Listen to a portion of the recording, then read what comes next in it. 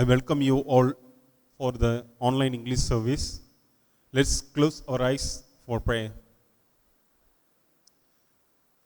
Dear Lord, thank you for giving this opportunity to worship you in the evening service. We gathered you to worship you. We praise you. We want to hear your message from through this service. Lord, be with us from starting to end in this service. In the name of Jesus Christ, we pray. Amen. Order of service. Let us worship God. God is spirit, and those who worship him must worship in spirit and truth. Grace to you and peace from God our Father and the Lord Jesus Christ. This is the day that the Lord has made. Let us rejoice and be glad in it. Grace, mercy, and peace will be with us from God Father and from Jesus Christ, the Father, Son, in truth and love. Let everyone who is thirsty come. Let anyone who wishes take the water of life as a gift. The Lord is near to all who call on him, to all who call on him in truth. From the rising of the sun to its setting, the name of the Lord is to be praised. God is light, and in him there is no darkness at all. But if we walk in the light, as he himself is in the light, we have fellowship with one another, and the blood of Jesus, his Son, cleanses from all sin.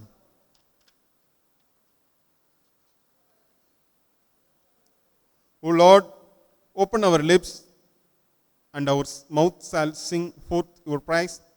Glory be to the Father, and to the Son, and to the Holy Spirit, as it was in the beginning, is now, and ever shall be, world without end. Amen. Adoration of Trinity. Holy, holy, holy, Lord God of hosts, heaven and earth are full of your glory. Glory be to you, O Lord most high. Blessed is he who has come and is to come in the name of the Lord. Hosanna in the highest. Holy are you, O God. Holy are you, O God. Holy are you, O Almighty. Holy are you, O Almighty. Holy are you, O Immortal. Holy are you, O Immortal. O Lord, our Redeemer, who was crucified for us, have mercy upon us. O Lord, our Redeemer, who was crucified for us, have mercy upon us. O Lord, Holy Spirit, have mercy upon us. O Lord, Holy Spirit, have mercy upon us. O Lord, accept our prayers and praises and have mercy upon us. O Lord, have compassion and mercy upon us. Confession.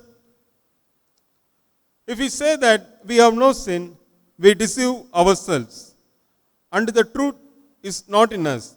If we confess our sins, he who is faithful and just will forgive us our sins and cleanse us from all unrighteousness. I will get up and go to my father, and I will say to him, Father, I have sinned against heaven and before you. I am no longer worthy to be called your son. The time is fulfilled, and the kingdom of God has come near. Repent and believe in the good news. For we do not have a high priest who is unable to sympathize with our weakness, but we have one who in every respect has been tested as we are yet without sin. Dear everyone, wherever you are, kindly kneel yourself and surrender all your sin to our Almighty Lord. You may think you have not sinned anything, but think yourself, if you done anything against your body, that also it's sin. Because our Christ live in our body, our Christ live in with us. We need to love each another. We need to provide our love to all the elder people, all the unknown people. And also, if we confess our sin, God will give forgiveness to us. Because he is so kind, Lord. He is so lovable, Lord. He is so powerful, Lord. Our Lord is a loving Lord. So many person is not with us, but our Lord with us each and every minute. He is guiding us. He is with us because we knowingly or unknowingly we know about Jesus. Jesus is our body. Surrender your sin to your Appa. Surrender, whatever it could be. Don't hide anything. You can hide anything from this world, but you cannot hide anything from our Almighty Lord, because He is a great God, because He created the world, because He created you, because He created your parents, because He planned everything for you. Surrender everything to our Lord and give your love to our loving Lord. Dear everyone, let's read the passage. Gracious God, we have sinned against you in thought, word, and deed. We have not loved you with all our hearts. We have not loved our neighbors as ourselves. Have mercy upon us. We ask you, cleanse us from our sins and help us to overcome our faults through Jesus Christ our Lord. Amen. May the Almighty and merciful Lord grant us pardon and remission for all our sins, time for amendment of life, and the grace and comfort of the Holy Spirit. Amen. Let us hear the today's Bible reading. Today's Bible reading is from 1 Corinthians chapter 13. I may be able to speak the languages of men and even angels, but if I have no love, my speech is no more than a noisy gong or a clanging bell. I may have the gift of inspired preaching. I may have all knowledge and understand all secrets. I may have all the faith needed to move mountains, but if I have no love, I am nothing. I may give away everything I have and even give up my body to be burnt, but if I have no love, this does me no good. Love is patient and kind. It is not jealous or conceited or proud. Love is not ill-mannered or selfish or irritable. Love does not keep a record of wrongs. Love is not happy with evil, but is happy with the truth. Love never gives up, and its faith, hope, and patience never fail. Love is eternal. There are inspired messages, but they are temporary. There are gifts of speaking in strange tongues, but it will pass.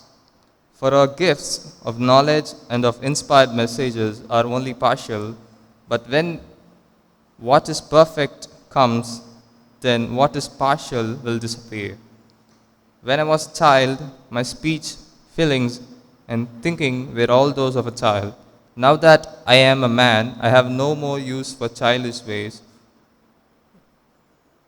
What we see now is like a dim image in a mirror, then we shall see face to face. What I know now is only partial, then it will be complete as God's knowledge of me. Meanwhile, these three remain: faith, hope, and love, and the greatest of these is love. Amen.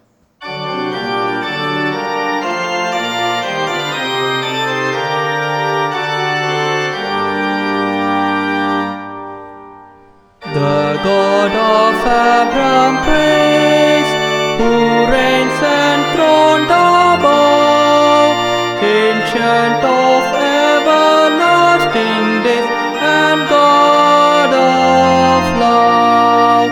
Jehovah, great I am, by earth and heaven confessed. I bow and bless the sacred name, forever blessed. The great I am has sworn, I on his oath depend. I shall on eagle wings upborne to heaven ascend. I shall behold God's face, I shall God's power adore, and sing the wonders of God's grace forevermore.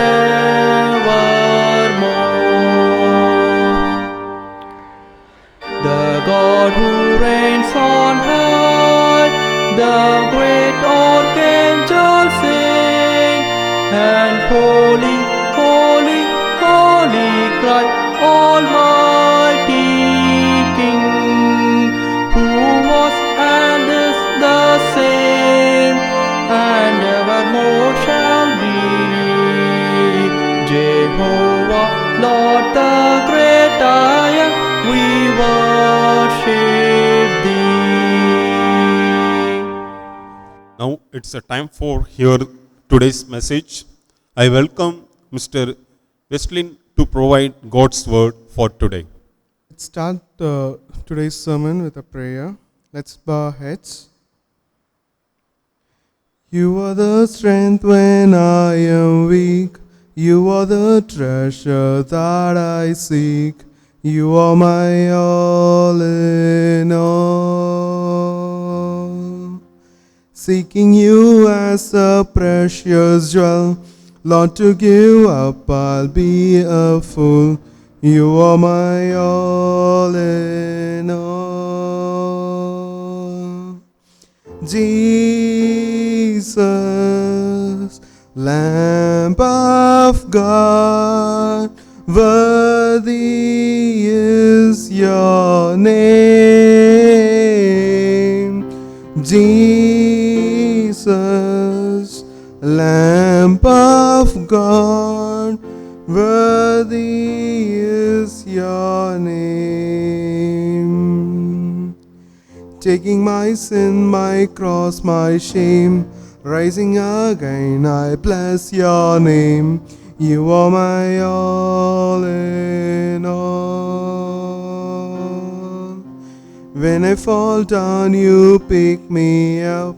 When I'm dry, you fill my cup. You are my all in all. Jesus, Lamb of God, worthy is your name. Jesus,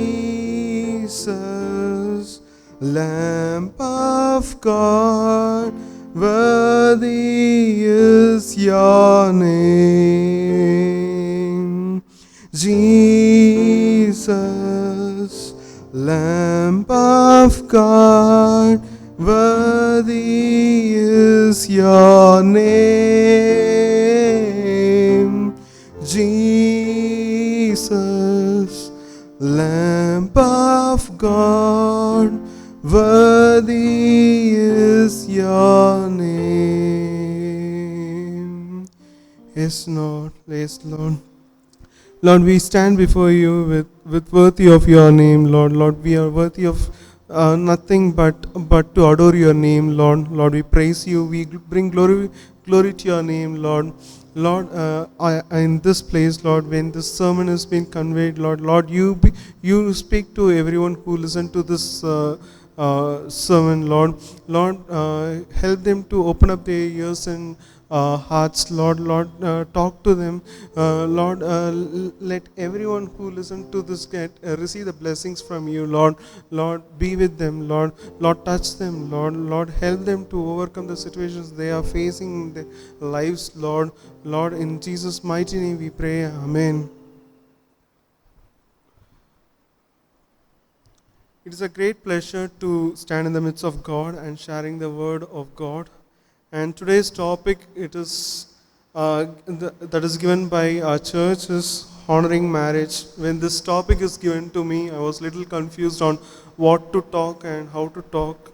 And I was thinking on taking another topic of my own. But last night when I was sitting on prayer, I was reminded by God on the miracles that was performed to me during in my marriage life, and God helped me to note down few points which can be shared in the sermon today.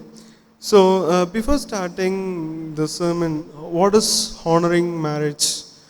Honoring is something that is giving respect, or it is something to overcome or to bring obedience to something. and marriage is something, it's a contract between husband and a girl and a woman to stay forever and ever in a in love. So um, so marriage is not something that is been given by humans. It is all decided by God. It is purely a law that is given to us by God. In the beginning, when God finds that Adam is alone in the garden, he thought that staying as a single person, it is not good for him, and he created a woman. From that point, God started honoring marriage. So it is said in Genesis 2:18. The verse goes like this: "It is not good for a man to be alone, and he created a woman." And the reason he created man and woman is to be united, and this unity will bring a fulfillment of God's plan. And in Mark 10:9 says, "What God joined together, let no one separate them." So marriage is, as I said, marriage is something, a contract between a girl and a boy to stay together forever and ever with love. And when a couple are united in marriage, there is no right for anyone to separate them. So when I think of this particular verse, what God has joined together, let's no one separate it. I felt it as a real law. So there is something that God wants to showcase on marriage, and He doesn't want the couples to be separated at any point of time. We clearly understand that being husband and wife are not something what we decide, and it is a God's plan. God did not create marriage to get separated, but He wants them to be united so that they can fulfill the plans of God. But when we look at our current situation and current society today, one part of the generation, they are getting into a trend called as living together. So where couples will stay together without getting married, and they will decide on staying together and getting separated only after some times of being oneness. This is not something God really loves, and this is not considered to be as a marriage. This is something that spoils our body, and it brings curse to our life as well. And God really doesn't like these kind of relationships within us.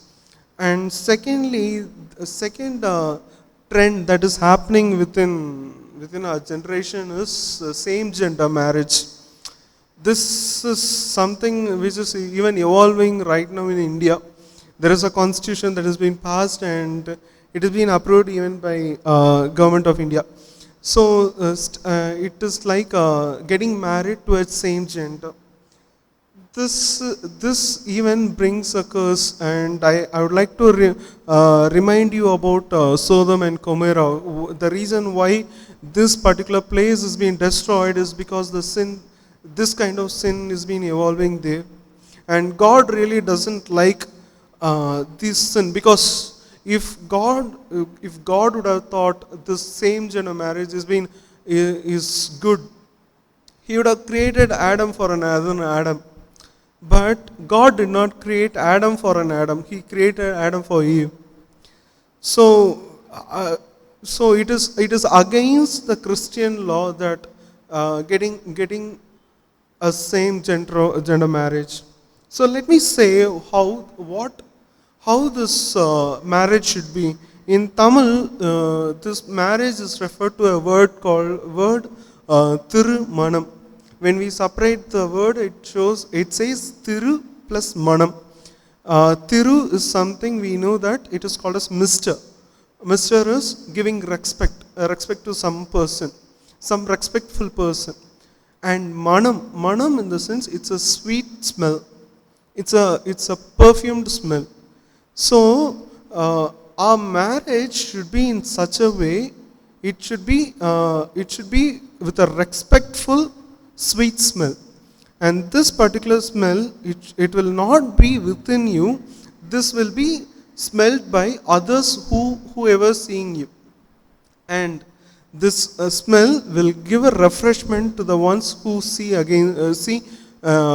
you, as well as this smell will give a confidence to our parents that the couple who are united by Christ are going to be a successful couple in this world, and they are going to bring a particular generation who is to be taken care by Christ. So these kind of confidence will be given only when there is Christ in the marriage. Marriage nowadays it is like a fashion, we often forget God in the marriage. Other than God, we think of many things like food or inviting friends and many. But how many of us think in our marriage God should be in the midst? We come to the church, we pray, but how many of you in a serious manner, how many will pray in order to God to stay in their life? So let us think on this, and I have 3 topics on how to honor this by this marriage. So the first topic is honoring marriage by praying for it. This comes for both youngsters who did not get married as well as the ones who got married. So before marriage, like when a boy or a girl, when she or he thinks that he need to get into marriage, it is our duty to sit and pray for it, sit and ask for God's plan on the marriage. And it is not something like we need to ask for God for a wealthy girl or a wealthy boy or a rich person or a person with a good job or something like that. But asking God is, we have some kind of structure in asking this thing to God. So our prayer should prayer for marriage should bring glory to God. In other words, so what kind of prayer we shall do is, Lord, get us a partner who glorifies your name, or get us a partner who will stay with us in order to glorify your name. This is the prayer that we need to have before marriage. And when you think, when you start doing this prayer has everything. So think of a person who brings glory to God. He will have an ability to take care of the entire family. He will be wealthy, or mostly he is a talented person who can take care of the partner. So the thing that we should ask to God is, the whatever we are asking, it should bring glory to God. That is the only thing. And secondly, this ask, it should not be in a conditional way. It should not say like, hey God, I'm sitting in front of you and I need to get married within this particular day. We are not supposed to ask God in such a way, but because God has planned for each and every person.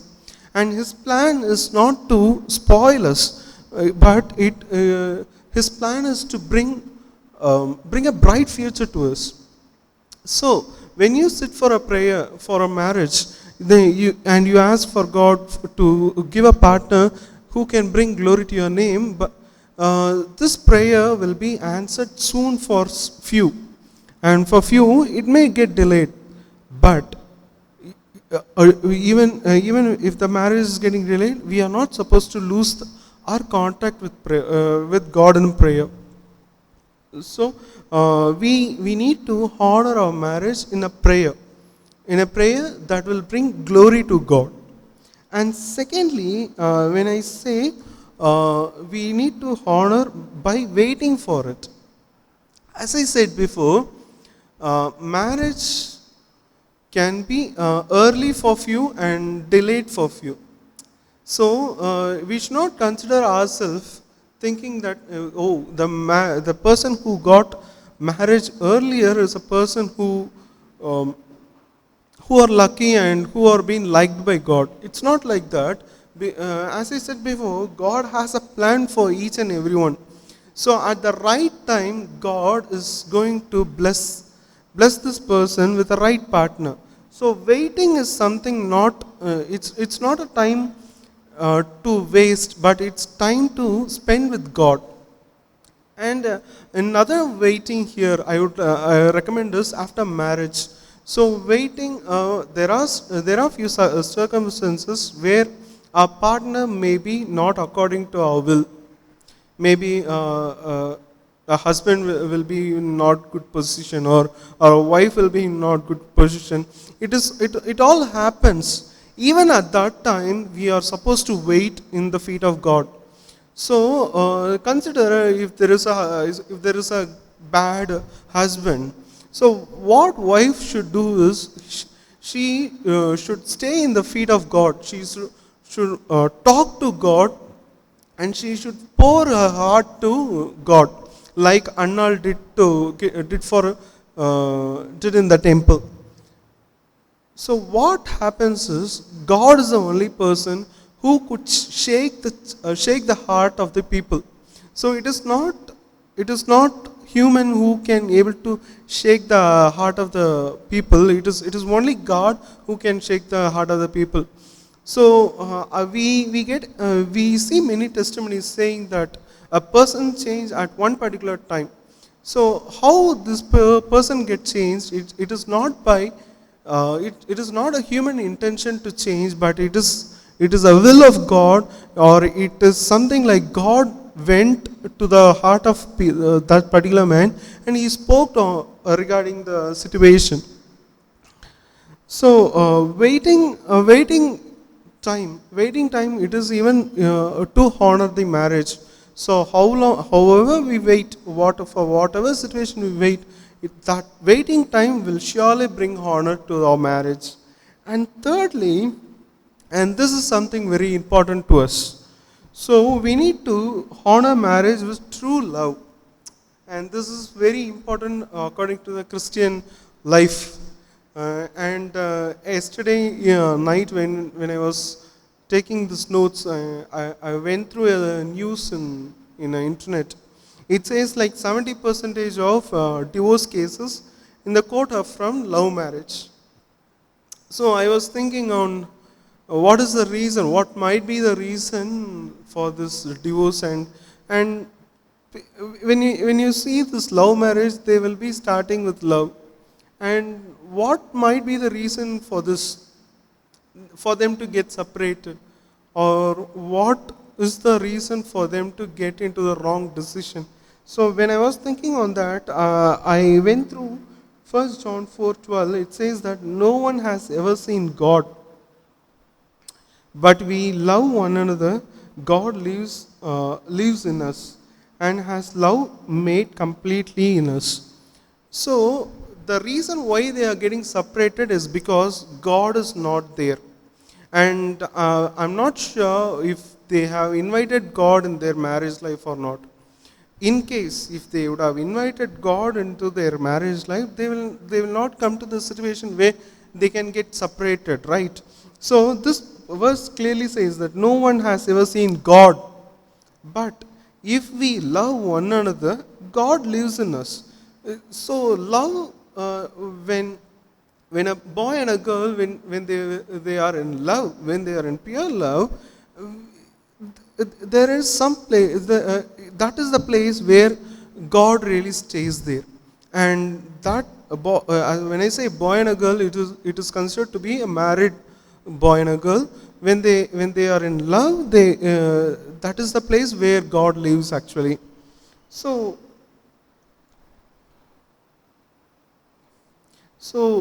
when God is not in the marriage life, there will be a part, there will be separation. And secondly, regarding love, when we question someone, when we question a worldly couple, when we question, so what is the reason for you to love this girl, or what is the reason for you to love this boy? They will have an answer saying something related to worldly life. So they might say an answer something like, hey, she's a beautiful girl, and how can I not love her?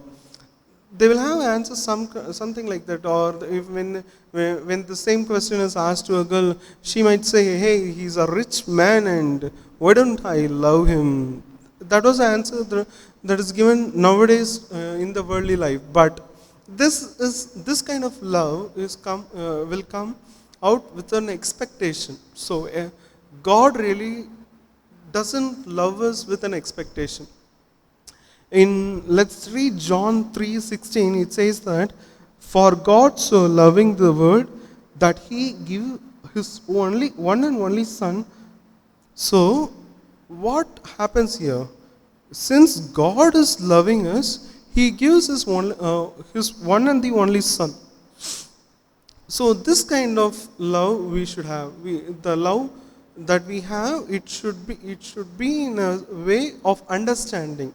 It should not expect something, but it should be with an understanding thought. And the last point which I would like to quote is from the chapter of 1 Corinthians 13:1. It says that,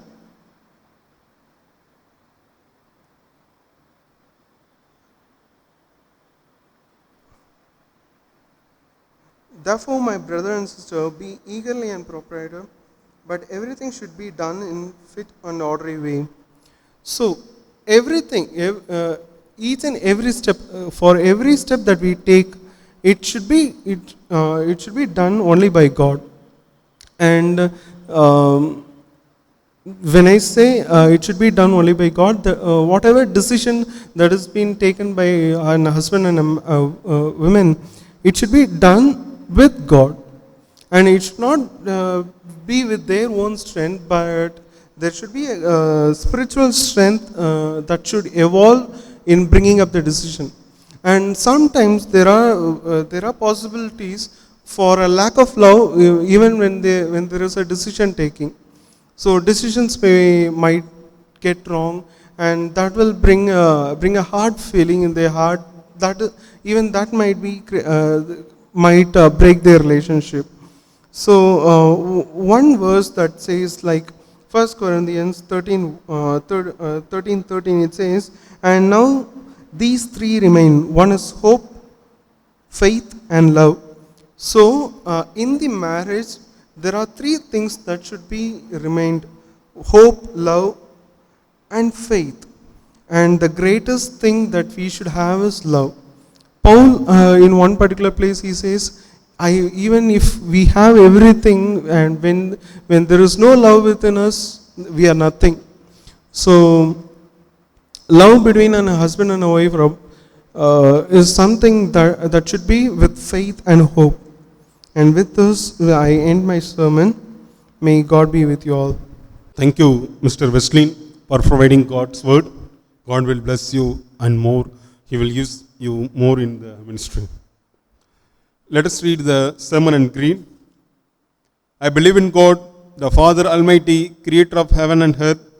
I believe in Jesus Christ, God's only Son, our Lord, who was conceived by the Holy Spirit, born of the Virgin Mary, suffered under Pontius Pilate, was crucified, died, and was buried.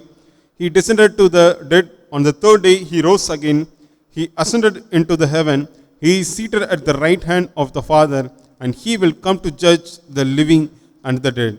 I believe in the Holy Spirit, the Holy Catholic Church, the communion of saints, the forgiveness of saints, the resurrection of the body, and the life everlasting. Amen. Let us pray for the peace.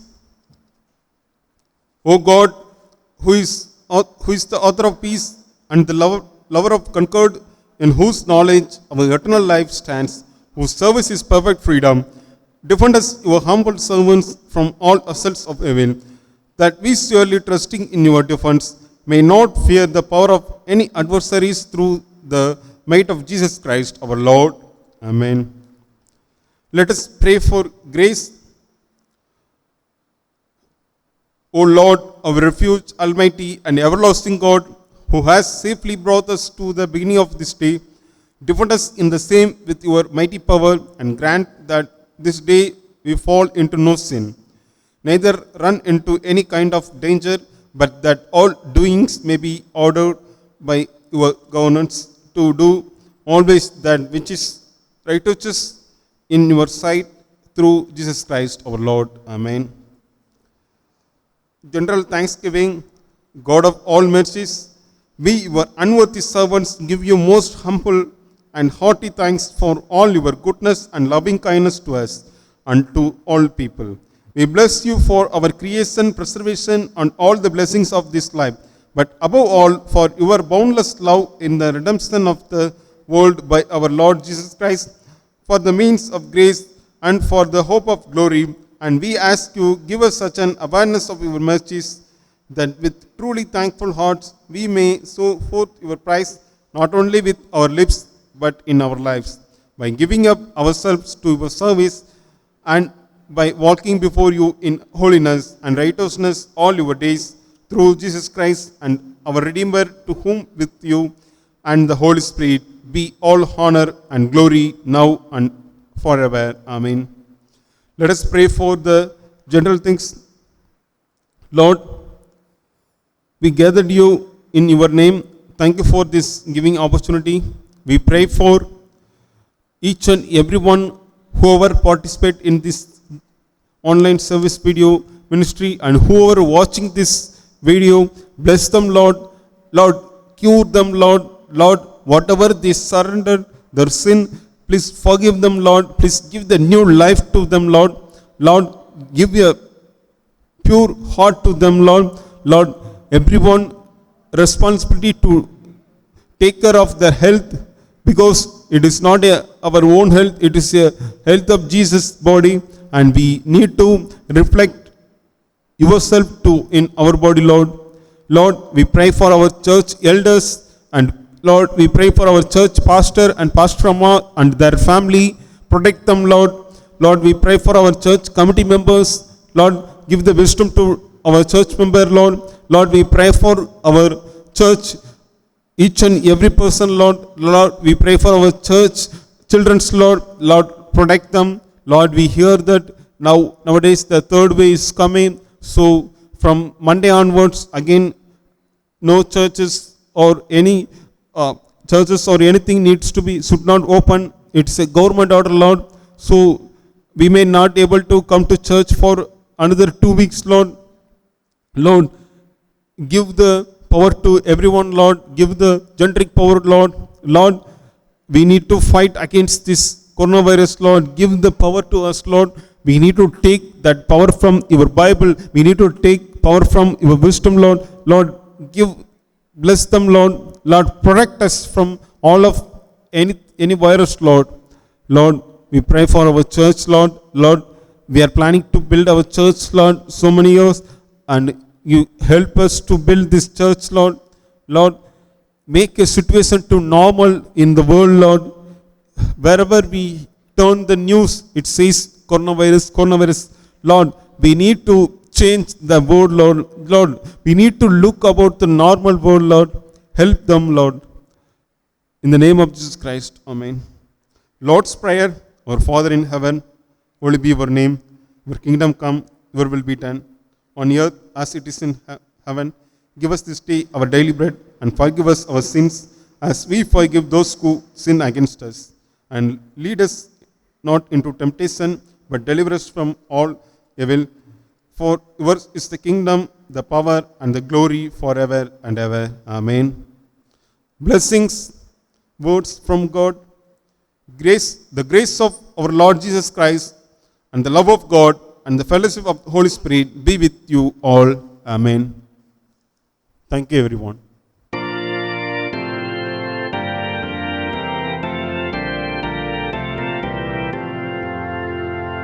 Lead kindly light amid the circling gloom, lead me on.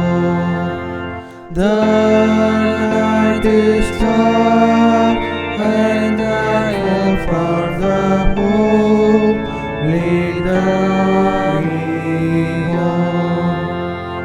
Keep my feet, to see the distance here, one step enough for me. I was not ever thus nor prayed that thou shouldst lead me on. I love to choose and see my path, but now lead thou me on. I love the gatherings, days and spite of youth, pride rule my will, remember not past years.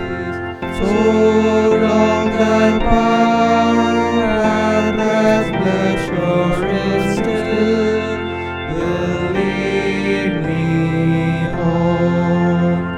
Oh, moor and fen, oh, crag and torrent, the night is